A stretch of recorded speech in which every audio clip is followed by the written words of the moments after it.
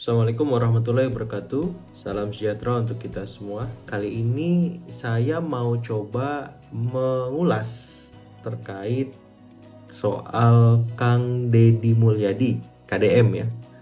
Bagaimana manuvernya, gerak-geriknya, policy-nya, efeknya bagi publik elit kita. Yang jelas kembali selalu saya akan mengapresiasi ya, karena apa yang dilakukan oleh Kang Deddy Mulyadi lebih banyak positifnya. Ada sisi minor wajar lah ya, karena beliau harus merespon banyak masalah yang ada di Provinsi Jawa Barat.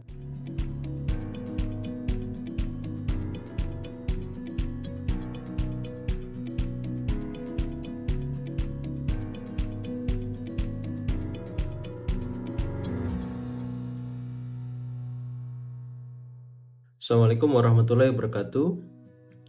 Salam sejahtera untuk kita semua. Apa kabar teman-teman? Semoga semua kembali sehat. Tetap semangat dalam keadaan yang senantiasa juga dilindungi oleh Allah Subhanahu wa taala, Tuhan Yang Maha Esa. Sehingga semua aktivitas teman-teman lancar, tugas-tugasnya bisa dikerjakan dengan maksimal. Oke, kali ini saya mau coba mengulas terkait soal Kang Deddy Mulyadi, KDM ya. Bakalan apa-apa. Ayo, siapa yang anak-anakku nggak mau mandi? Siapa yang anak-anakku nggak mau makan? Ayo, siapa yang nggak mau tidur? Siapa yang susah bangun? Ayo, siapa yang nggak mau ke sekolah? Siapa yang jajan terus? Awas ya, kalau sampai melawan orang tuanya, nggak patuh, pengen jajan terus, susah tidur, susah bangun, susah mandi, susah makan, malas ke sekolah. Awas loh, Pak Gubernur datang nanti ke rumahnya ngejemput. Bagaimana manuvernya, ya, gerak-geriknya, policy-nya, efeknya bagi publik elit kita. Yang jelas kembali selalu saya akan mengapresiasi ya, karena apa yang dilakukan oleh Kang Deddy Mulyadi lebih banyak positifnya. Ada sisi minor wajar lah ya, karena beliau harus merespon banyak masalah yang ada di Provinsi Jawa Barat. Tapi keterbukaan beliau, inisiatif beliau lewat konten-kontennya sampai diungkap oleh Gubernur Kaltim ya, Pak Rudi Masud ya, itu saya lebih melihat sebagai sebuah pujian, dan itu diafirmasi ketika kemarin ketemu dengan Kang Deddy, Pak Rudi Masud, kemudian ya mendapatkan semacam kesepakatan kerjasama ya antara Pemprov Jabar dengan Pemprov Kaltim, utamanya soal SDM ya, penguatan kapasitas, ada program beasiswa di ITB, Unpad dan seterusnya. Kemudian soal pertanian juga, perikanan ya, karena SDM-nya Jabar punya, di sana pun ada lahan, sehingga ada kolaborasi yang terjalin. Jadi salah satu efek ya gubernur konten saat ketemu dengan anggota dewan kemarin, walaupun ramai oleh netizen yang melihat sisi negatifnya, justru malah membuahkan hal yang positif ya, kerjasama kolaborasi antar daerah. Nah, kembali ke topik awal soal Kang Deddy Mulyadi. Memang di masa sekarang ini susah untuk kita tidak aktif di sosial media, karena sedikit banyak dengan aktif di sosial media, biaya iklan itu bisa ditekan seminim mungkin ya. Kang Deddy mengafirmasi itu juga ketika kemarin menanggapi soal ungkapan gubernur konten tersebut, menghemat dari 50 miliar menjadi 3 miliar. Tapi yang perlu digarisbawahi, aktif di sosial media ini ya lagi dan lagi tujuan utamanya untuk mengabarkan, memberitahukan agar kinerja Pemprov, kinerja Kang Deddy sebagai gubernur semakin diketahui oleh publik, sehingga timbul ya semangat ya good effective governance, good governance. Dan itu tujuan utamanya, efektivitas ya. Setelah efisien ya harus efektif, bukan viral. Nah, itu menjadi garis bawah dari saya yang pertama, karena kalau viral tujuannya saya khawatir malah nanti targetan lain soal misalkan membentuk super tim yang bukan Superman ya. Pemprov Jabar harus punya tim yang solid. Itu dimulai dari wakil gubernurnya yang juga berinisiatif, kreatif seperti Kang Deddy, kemudian birokratnya yang responsif seperti Kang Deddy, bekerja sangat keras ya, sehingga apapun yang sudah dilakukan oleh Kang Deddy itu bisa dipertahankan, bahkan bisa dibuat lebih baik, sehingga itu bisa menjadi legacy pasca Kang Deddy tak lagi menjabat ya. Karena itu yang paling penting, agar rakyat Jawa Barat itu bisa terus merasakan kebaikan dari kepemimpinan Kang Deddy selama dan setelahnya. Karena saya yakin mestilah ya banyak pihak yang mulai melirik Kang Deddy untuk pentas yang lebih luas dan lebih besar, sehingga manfaatnya bisa dirasakan oleh lebih banyak masyarakat lagi, seperti itu.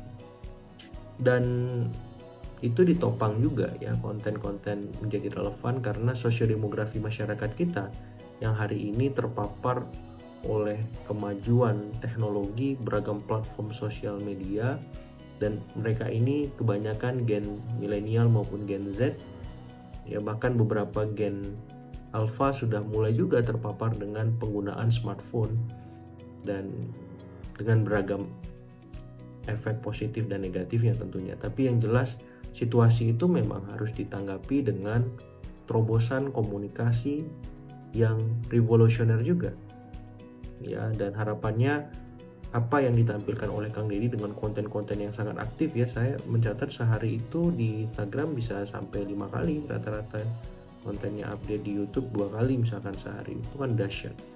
Bisa memberikan semacam pembelajaran juga bagi publik supaya mereka paham bagaimana riuhnya kerja seorang gubernur, bagi elit terinspirasi untuk semakin terbuka, transparan, yang mengedepankan asas-asas tata kelola pemerintahan yang baik, yang memang harus seprofesional mungkin setelah mereka dipilih dan dilantik oleh presiden.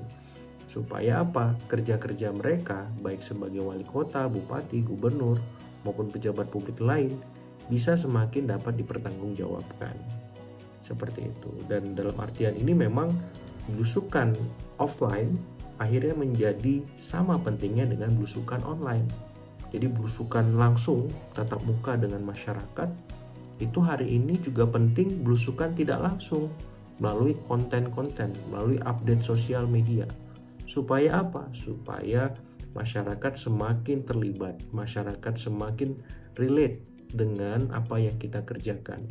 Dan dari sana kita bisa mendapatkan respon-respon, tanggapan, aspirasi, komentar, dan segala hal soal kinerja kita. Sehingga apa? Semakin objektif. Kita tidak merasa sudah benar, paling benar. Dan ini kritik kedua ya. Ketika memang ada beberapa kebijakan Kang Deddy yang memang dalam tanda petik akhirnya berpolemik, menimbulkan kontroversi, saya kira perlu dikaji ulang, perlu melibatkan banyak pihak untuk duduk bersama, tidak perlu harus berbantah-bantahan di panggung depan di media, karena ini menjadi kontraproduktif ya. Diajak ngobrol, diajak duduk, bicara dari hati ke hati, supaya apa? Supaya niatan Kang Deddy bisa juga dipahami oleh para pihak lainnya, stakeholder kebijakan yang relevan ya. Dan nanti akan dicari titik tengahnya apa, solusinya, masukan-masukan lain, sehingga Jawa Barat semakin lebih baik. By the way, saya tinggal di Kota Bandung dan saya senang dengan apa yang Kang Deddy lakukan, dan harapannya kritik, saran, masukan apapun bisa diolah, dikelola dengan sebijak mungkin, karena Jawa Barat dengan segala kompleksitas masalahnya membutuhkan itu. Dan Kang Deddy mesti diperkuat oleh tim yang kokoh, yang hebat, yang solid, baik di internal birokrasinya maupun dari eksternal dengan banyak ahli, karena itulah yang akan memperkokoh ya kepemimpinan Kang Deddy sebagai gubernur, sehingga mampu memberikan manfaat ya legacy kepada masyarakat secara berkesinambungan. Nah, yang lain yang mungkin bisa saya ulas juga adalah soal kira-kira apa sih rekomendasinya ya untuk Kang Deddy ke depan, sehingga apa yang beliau kerjakan ini benar-benar bisa semakin maksimal. Ya, concern saya utamanya soal bagaimana Kang Deddy mengoptimalkan wakil gubernurnya supaya tidak terkesan pasif. Yang kedua, birokrasinya, kepala-kepala dinasnya. Kalau bisa aktif juga di sosial media, ya akun-akunnya, sehingga publik bisa menyapa, memberikan masukan, tanggapan, aspirasi apapun itu. Karena kita tahu Jawa Barat ini masyarakatnya banyak ya, populasinya terbesar di Indonesia. Seperti itu, kabupatennya juga banyak, sehingga kepala-kepala dinas Kang Deddy memang harus gesit, harus gercep, harus cekatan ya, jangan sampai tertinggal dari Kang Deddy yang saya kira sangat cepat ya, sangat aktif seperti itu. Jadi jangan sampai jomplang ya. Kalau memang nggak bisa mengimbangi ritme Kang Deddy ya memang mesti diganti, dan memang bisa mengimbangi itu. Nah, yang kedua, masukan saya juga terkait dengan pelibatan para pihak lain, utamanya media ya, pers macam itu ya. Aktif di sosial media satu hal, tapi agar jangkauannya semakin maksimal, aktif untuk berkolaborasi bersama media massa baik cetak, elektronik maupun sosial ya, online, elektronik, kemudian cetak, itu menjadi keniscayaan supaya jangkauan Kang Deddy menjangkau publik elit kita semakin maksimal ya. Jangan sampai ya tadi sendirian gitu ya, terus bersama para menteri-menteri terkait ya, para bupati, wali kota yang menjadi daerah yang Kang Deddy bidani. Karena jangan sampai nanti kesannya ada tumpang tindih, ada disharmoni antara provinsi dengan kota, antara provinsi dengan kabupaten, seperti yang sudah-sudah. Jadi harapannya sinergitas antar pemerintah provinsi dengan pemerintah daerah semakin maksimal, termasuk dengan pemerintah pusat.